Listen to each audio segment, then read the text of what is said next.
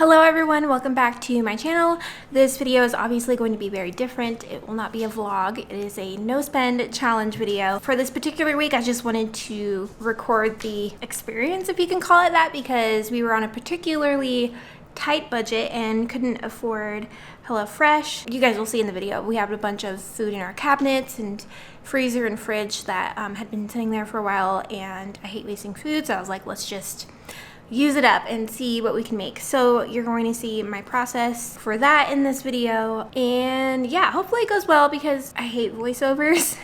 Well, I hate doing voiceovers, so I personally love watching these kind of videos. They just give me ideas and help me feel better prepared, I guess. So anyway, I hope you guys enjoy this video, and if you like it, want to see more of them, just let me know. That's all I got. Enjoy the video. So the first thing I do is I use old HelloFresh recipe cards as a basis to take stock of everything. I take stock of everything that I have and see which cards I can use, and then I write down the general meals that I'll make based on those ingredients that I have. So you can see here, I'll be making chicken and orzo, chicken and couscous, chicken with veggies, mashed potatoes and gravy, which actually turned out to be rice because I forgot about the mashed potatoes, creamy cannellini beans, Mexican chicken and rice dish, and spaghetti. So first thing I did was I just cooked all the chicken except for two that I'll use with the couscous dish, sorry. And for the couscous, I was originally just gonna weigh it out to match the HelloFresh recipe, but ended up using the rest of what was in the container since it was close enough. While the chicken cooks, I'm gonna get the couscous started. I usually, when I meal prep, I like to cook as many things as I can at once. Here you can see what we have in our whole pantry, quote pantry. Whatever canned food I don't end up using, I'm actually going to give to our church's food pantry for our Mercy branch. I will leave a link for that down in the description box below if you want to read more about it.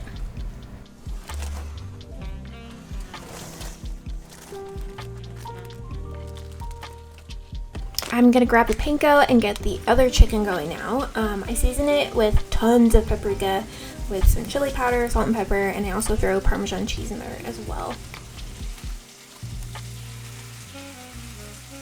Taking a quick break to rinse the couscous so it doesn't stick together, and just get the butter ready. Now adding in the garlic. This is one of my favorite things to do while cooking. The butter and the garlic is the best.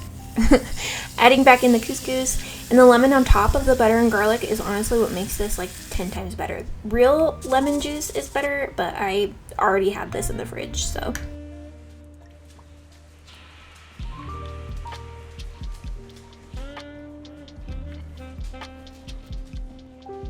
Now I'm just throwing the chicken into the oven and dividing the couscous between our glass containers. Next, I'll get the veggies started for the second meal using just a generic bag of mixed frozen veggies. The way I like to make these taste great is with tons of butter and seasoning.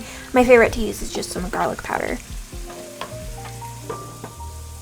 Now that the chicken in the frying pan is done, I'm going to use the brown bits to start the gravy. These brown bits are a bit large, honestly, and sticking together pretty bad, so I'll leave them in for flavor for right now, but I'll take them out later. Also, if you don't have better than bouillon, or bouillon in general, highly recommend it.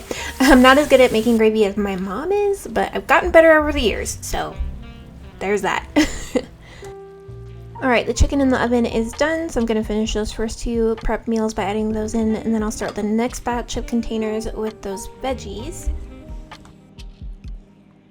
Now onto the rice. We have this handy dandy rice cooker, which I love using, honestly. It's like having an extra pot on hand. Next up is the orzo. This is honestly pretty straightforward. These are all the canned foods that I'm going to use for the Mexican chicken dish that I was talking about. I honestly don't know what else to call it because it's truly just throwing a bunch of beans, tomatoes, and corn into a pan or pot over rice and chicken. That's it. Super cheap and easy to make. So honestly, what makes or breaks this dish though is the seasoning and the broth. Without the right amount of seasoning or broth, it'll get very dry, very bland very quickly just because of the rice. So I usually season this with taco seasoning, which I forgot I had, but if I don't have that, I do salt and pepper and the chili lime adobo seasoning that you guys saw.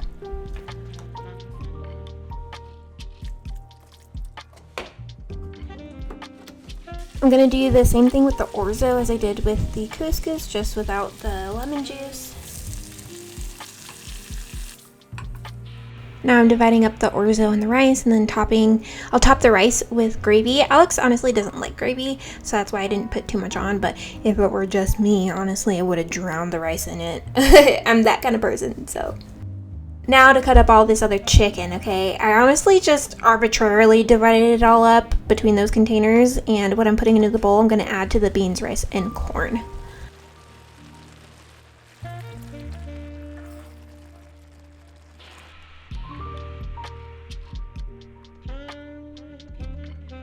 I actually made too much of this dish. It came out to about like 4 or 5 containers worth of servings, but that's okay. Better to have and not need than need and not have. I will say though that later this week Alex said the dish was kind of dry, so if you're trying to follow this, just be extra generous with the broth and maybe add in some more bouillon. But now onto the spaghetti, and by spaghetti I mean literally whatever kind of noodles we have on hand with just ground beef and sauce.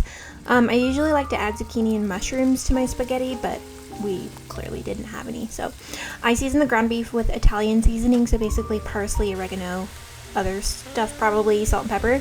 I'm using this jar of my favorite sauce from Bertolli, which is better than Prego in my opinion.